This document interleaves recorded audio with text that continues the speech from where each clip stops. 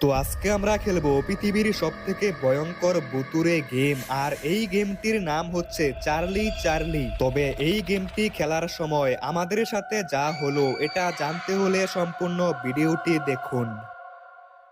তো আজকে কাজ করতে করতে কখন যে রাত হয়ে গেল বুঝতেই পারিনি। মনে হচ্ছে অনেক রাত হয়ে গেছে। আশেপাশে কোনো লোকজনও দেখতে পাচ্ছি না, সবাই তাদের কাজ শেষ করে বাড়িতে চলে গেছে। এমনিতেও এই সাইডের মধ্যে রাতের বেলা ভুতুড়ে অ্যাক্টিভিটি হয়ে থাকে। আশেপাশে আমি বাদে আর তো কাউকে দেখতে পাচ্ছি না, সবাই তাদের বাড়িতে চলে গেছে।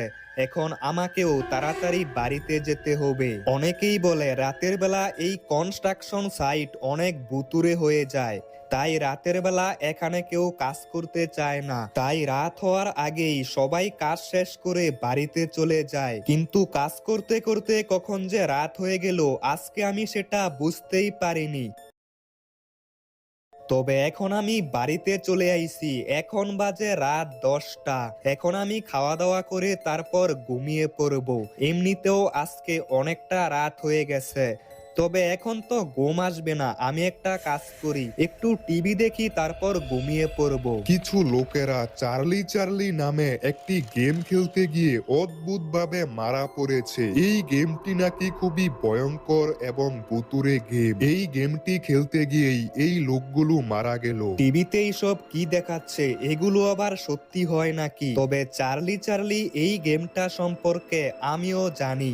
আমি আর আমার বন্ধুরা অনেক আগেই এই গেমটি একবার খেলেছিলাম। আমি একটা কাজ করি, আমার বন্ধুকে বলি আমরা এই গেমটি আবারও একবার খেলবো। হেলো আকাশ, চল আমরা আরো একবার চার্লি চার্লি সেই ভয়ঙ্কর গেমটি খেলি।